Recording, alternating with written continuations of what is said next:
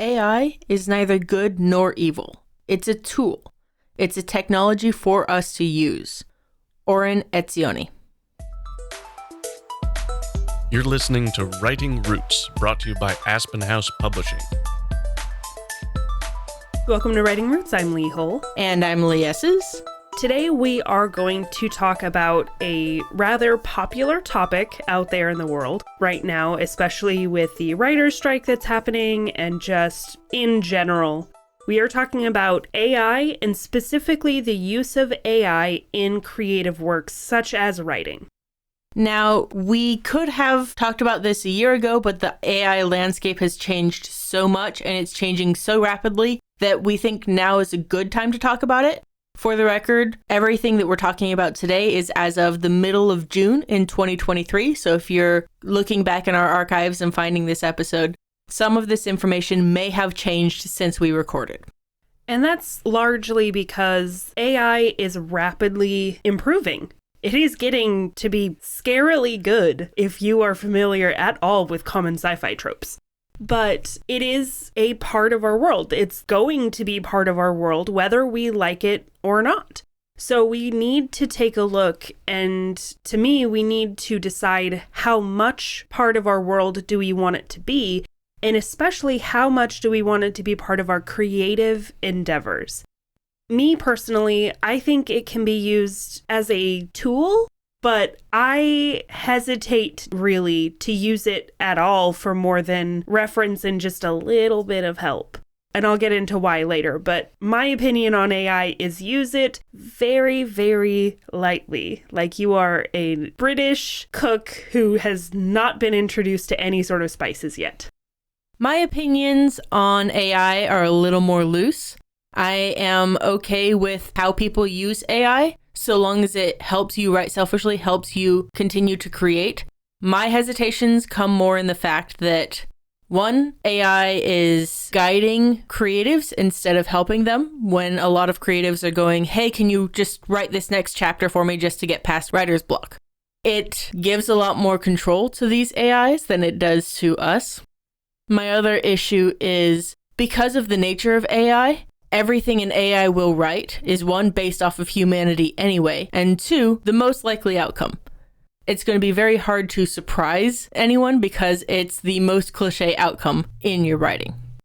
A lot of why we want to talk about this right now and address the pros and the cons of AI in writing is because of both the writer's strike that's happening and a lot of the debate about KDP and Kindle Unlimited and their payment to authors is being affected drastically by AI right now. If you aren't in the US or haven't been on the internet lately, you might not be aware that the writers in Hollywood, the Writers Guild of America, who writes a lot of the TV shows and movies that everyone around the world enjoys, they are on strike until they can get the use of AI out of the contracts for producers.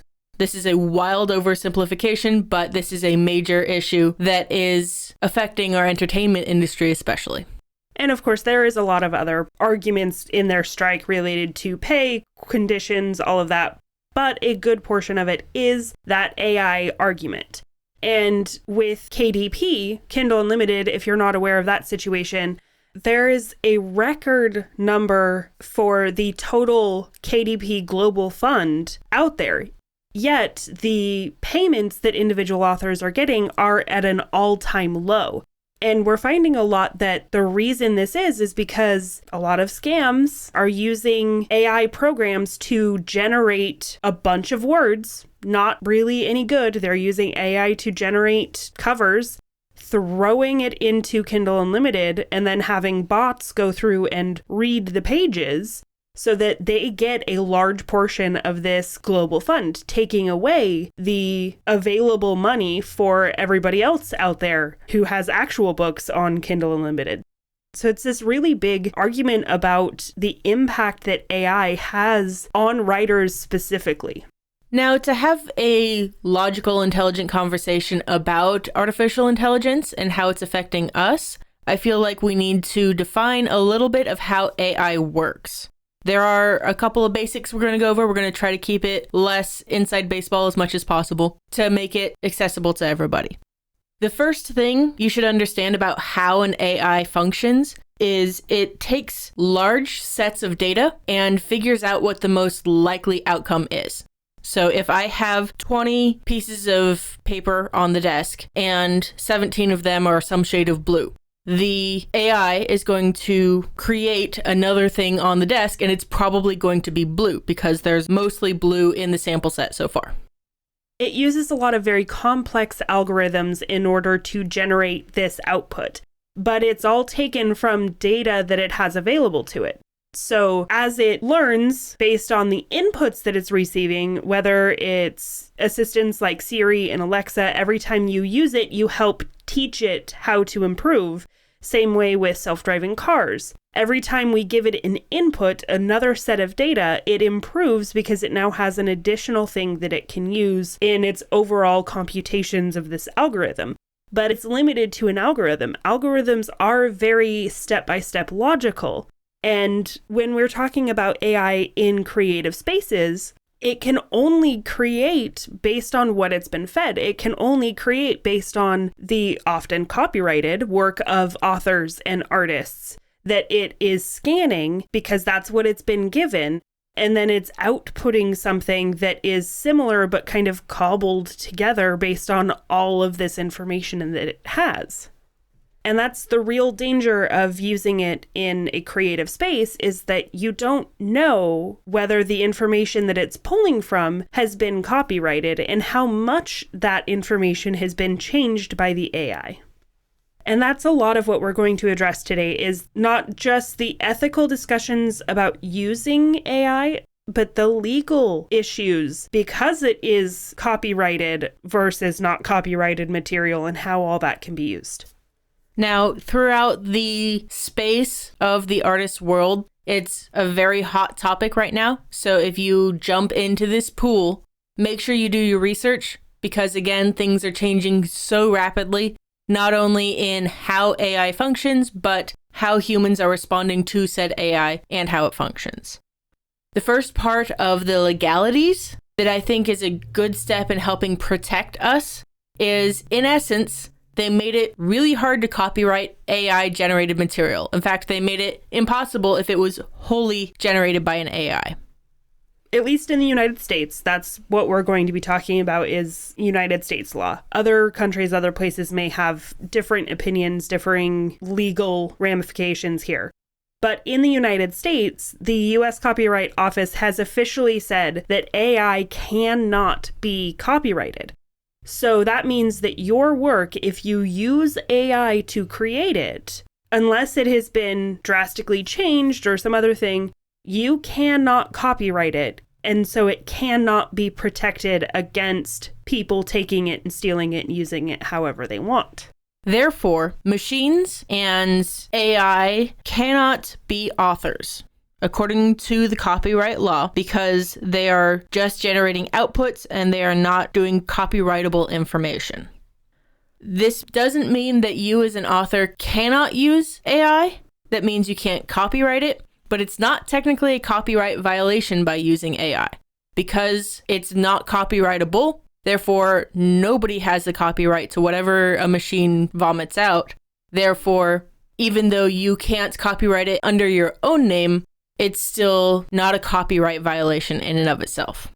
The creators of the AI program itself also cannot copyright it. So you're free to use it, but you can't copyright it.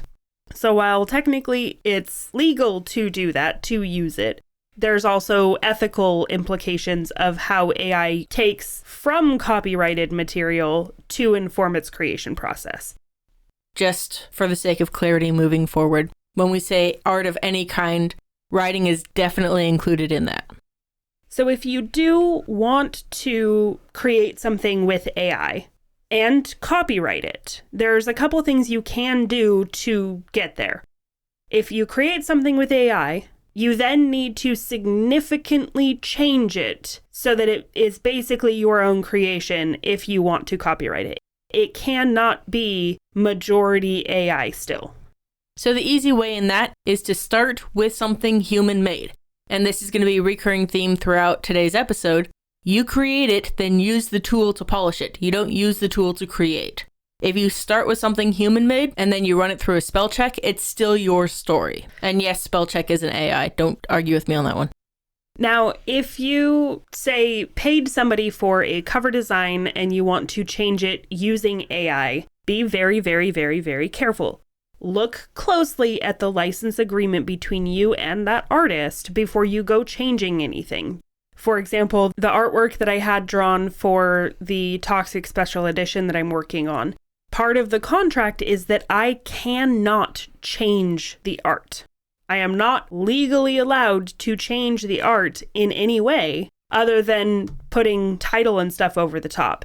But the art itself must remain as it is, or I have to go to the artist and say, hey, I need these changes made so that it is still her work and credited to her. Now, there are some good uses for AI. I don't want to be all anti-AI. Like anything, it is a tool and you use it well or you don't use it at all. One of the ways that a lot of authors jumped onto this AI bandwagon is using AI to generate writing prompts. It can be very helpful in dealing with your writer's block because it can generate ideas and prompts where you can go to ChatGPT and say, give me a writing prompt for a fantasy story that includes this and this. And it can give you an output, a starting point, kind of an anchor point for you to then develop on. You can also use AI writing to help you when you're stuck. You can give it a part of your chapter or a part of your book and ask, what happens next? Give me a direction. But that's dangerous. For a couple of reasons. I don't like it in the middle of your story. If you're using it to say, stir your imagination and just get me writing to turn on that faucet to do my daily writing exercises, sure. In the middle of your story, to ask it something that you want to later share with other people, it can be dangerous because at some point, you're not the one writing it. You say, hey, finish this chapter for me. I saw someone online say that their goal was to publish 10,000 books this year because they were going to ask an AI, hey, give me a story structure. And then you take that and you put each chapter in, say, hey, write me a chapter where this happens. Write me a chapter where this happens. So you can have a fully written book in an hour. But you're not the one writing it, which defeats the purpose of writing, especially if you're on our side and writing selfishly. There's also the problem that we mentioned earlier that AI is inherently programmed to go with the most likely outcome. Anything that it outputs is either going to be nonsense because the AI isn't good enough yet, or it's going to be predictable and cliche because all it can do is take all of its data points and say, what is most common, what is most likely for the prompts that I've been given, and then give you that. But if you're an artist, then you're probably like me in that you are naturally contrarian. It's easier to say, no, that doesn't work, than to say what happens next and to answer your own writer's block. So if you desperately need to know how to write the rest of this chapter, you can put it into the AI and then read what it spits out and go, no, that's awful. I can write better.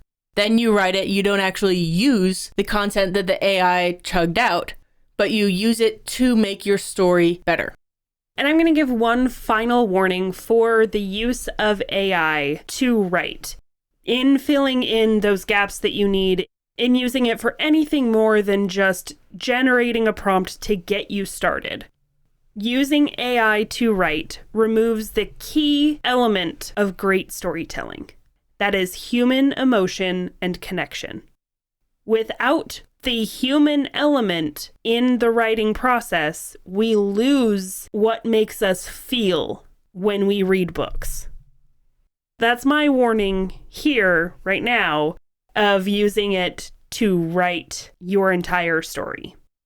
The one thing I will say, though, is AI as an editing tool can be very good. We've been using a form of AI for editing for like 20 years almost.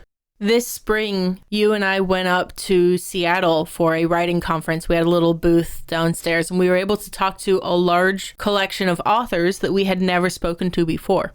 This was right as the AI conversation was beginning to enter the writing scene, the arts scene, because most people in that world are more afraid of AI robots than AI taking our writing jobs until around this time.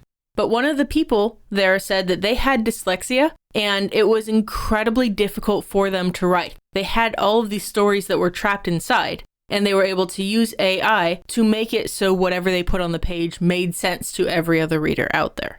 So the AI as an editing tool can be incredibly helpful, especially for people with disabilities. And I will say that overall, AI is a great resource for accessibility and helping people who otherwise would not have been able to write, actually write. Speech-to-text AI is another really good example for any blind authors who can't type, who can't write. Speech-to-text is giving them a huge opportunity to start contributing their stories to the world without having to pay for a transcriber. Just keep in mind that an AI is using as large a sample set as possible to give you feedback on your editing, which means that if you use the word Lou, it might think you're trying to say LOL. You've probably seen the meme of, I have a spell checker, and everything is technically spelled correctly in this little poem, but none of it is the right form of the word. It's EYEHALF. I have a spell checker. So phonetically, it works.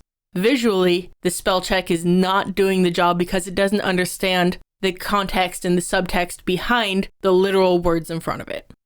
Now, it is getting better. I remember when autocorrect first started being a thing, and it was a nightmare. It's still bad. I fight my spell checker constantly with wheel and well and its.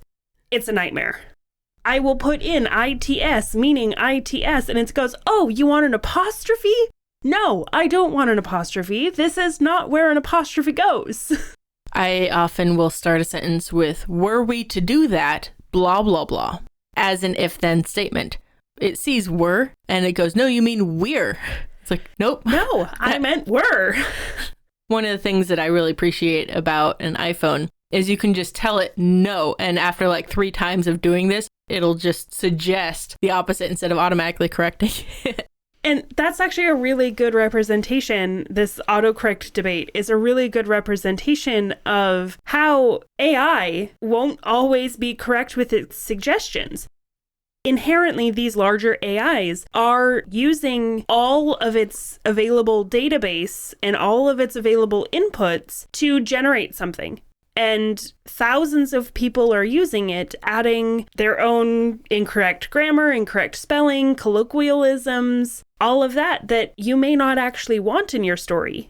And then on the flip side, you may want more modern colloquialisms, and some of these AIs are built with very specific and rigid grammar rules that it's never going to be right. Like, I can't tell you how many times Google or Word has tried to make my story sound way more archaic and like research-based than a fiction story, because that's what it's created for. All of these grammar checking algorithms are made to check for what is grammatically correct. And you know we don't write grammatically correct.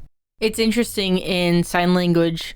There are basically no metaphors, no real colloquialisms. They don't translate well. So in AI, trying to use these colloquialisms, it can be very easy for it to screw up and give a completely different implication to what you're actually trying to convey, because that literal mindset cannot see the difference between a butt dial and a booty call. Now let's get into another aspect of art that influences the writing world, and that is visual art, specifically for use in creating covers and characters. Even just a year ago, AI was not that great at creating character art or cover art, and there's a lot of problems with it still, but it's getting better. It's getting really good, actually. So there is a much larger debate in the world of visual art about when and how we should use AI. There is a person I follow on TikTok who does an AI telephone. He asks it to generate a random picture and then asks a different AI to describe said picture and then uses that description as a prompt to generate a picture. And he goes back and forth and shows how it changes from one end to the other. Super fun way to use the tool. They get a little abstract and weird at times, but every single picture in those series looks like it took hours, if not days, to paint or draw. They look really good. And they could be used as a cover of an interesting book. Very easily, it would catch my eye.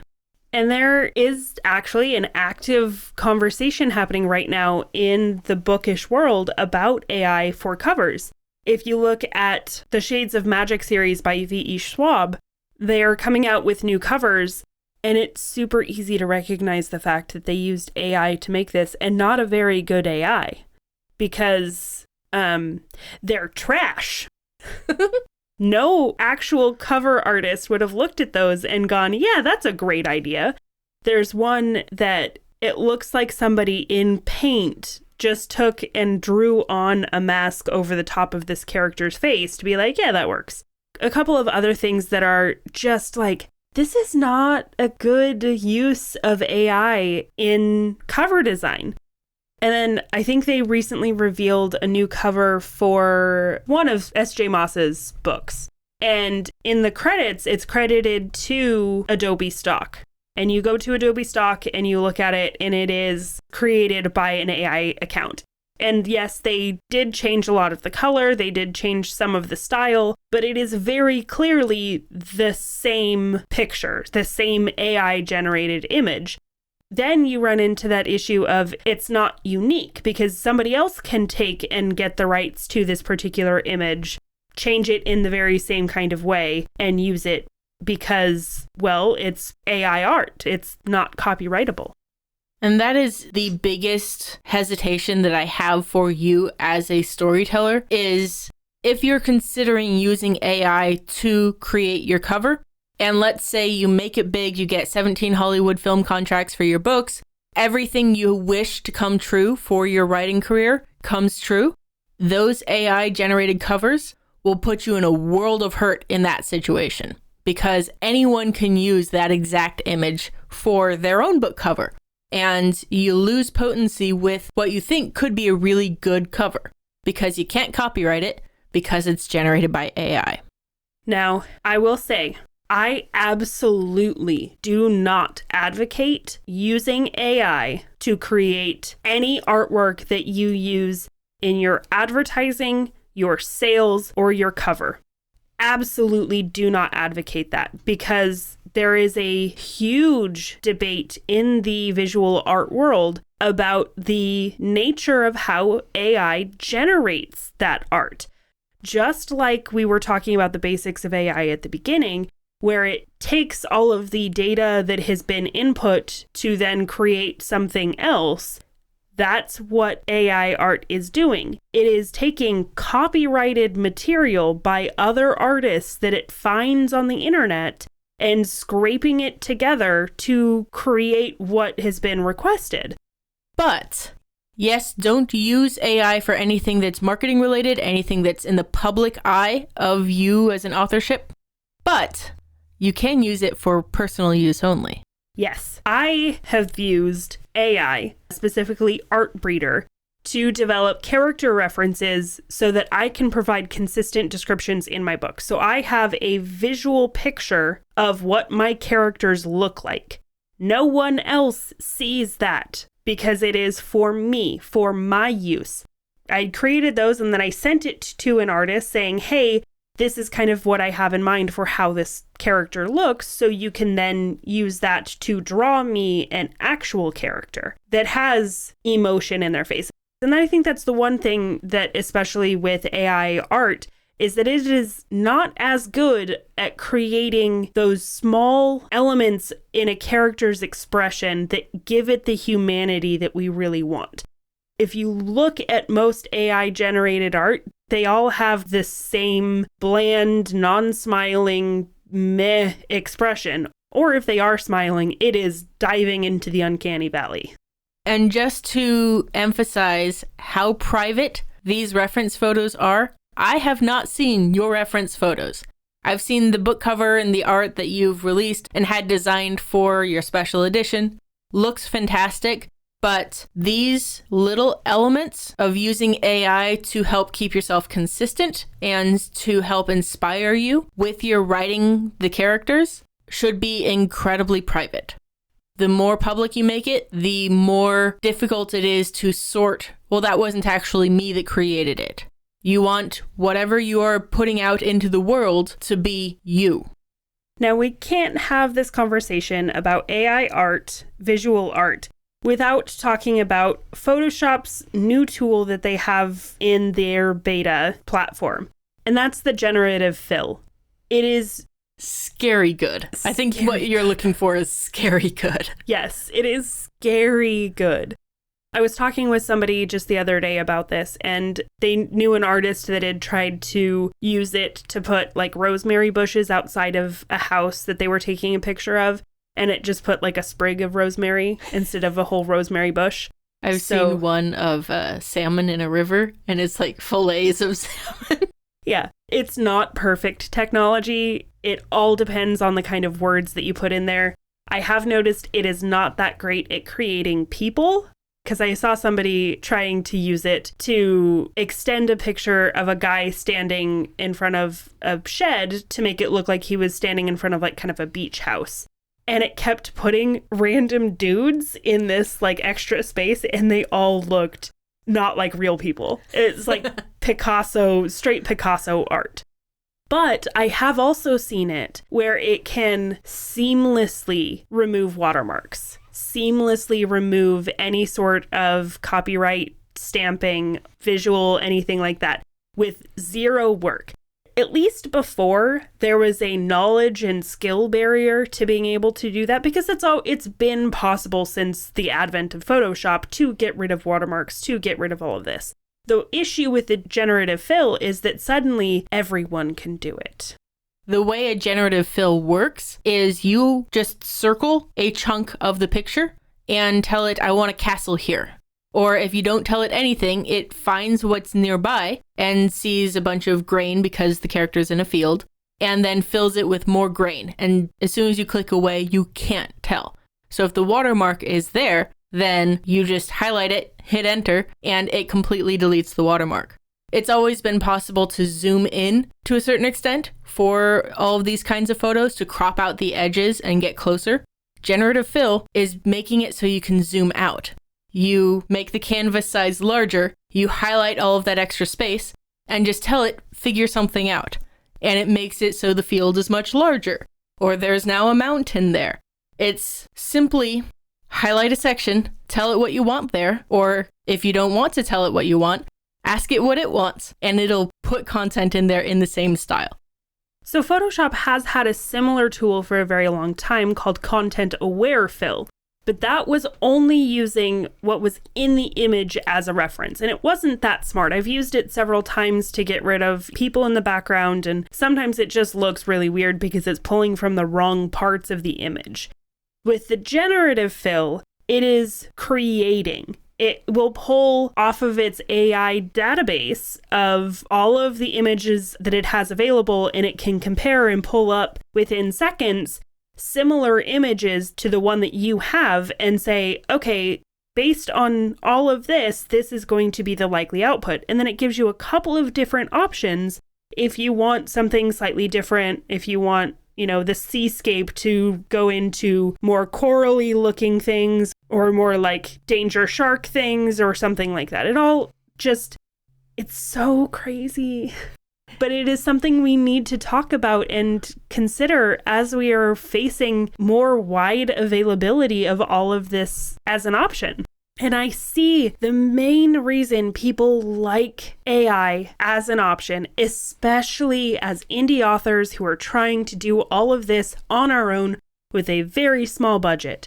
And that is the cost of using AI to help you write, to help you edit, to help you get character and cover artwork. It is so much cheaper.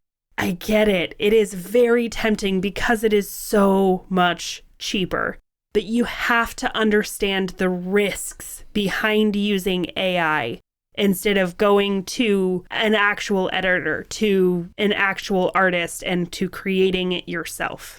I will say, running your novel through an AI editor before publishing it, not your best option, but it's still a heck of a lot better than publishing your first draft. That being said, if you want to give your story the best chance you can to make sure it has the best ability to thrive in the wild, having a human edit might be expensive, especially if your human is half decent at what they do. It's not your grandmother who may or may not know the ins and outs of storytelling structure, but having a human who knows what they're doing actually edit it will make your story better and will make you better as an author. If you just churn something through an AI, you are not becoming better, your story's not becoming better. It's becoming possibly easier to communicate, easier to read, if it's a spelling issue or something basic like that. But as things develop, you will never be able to replace the humanity that makes a story thrive. And that's really the lesson that we want everyone to take away from this, is that AI is neither good nor evil. It is a tool. You need to wield it. You need to decide how it's used. But whatever you turn out needs to be still yours, not AI's. And a lot of that comes down to who is making the changes. If you're using it as an editing tool, the machine can suggest, hey, I think you mean this word here. But like we've learned with autocorrect, it's not always right. If you just accept every autocorrect on your phone, you're sending gibberish to your friends and family, or making me giggle if nothing else. The AI can suggest changes, but you as the author need to be the one making those changes. Leave the humanity in the mix, especially when your end goal is creativity and originality. Because if you aren't making it, if you're using AI to do it, why are you doing it at all? Isn't part of what we're doing because we want to have fun, because we want to tell our stories, because we enjoy the writing process? That doesn't mean that writing is easy by any stretch of the imagination. AI should be there to help you during those hard times. But your story won't be a true work of art unless you set aside the AI and write selfishly. If you have a question or comment for our hosts or a topic you'd like us to cover, send us an email at writingroots@aspenhousepublishing.com or find us on Facebook by searching for Aspen House Publishing.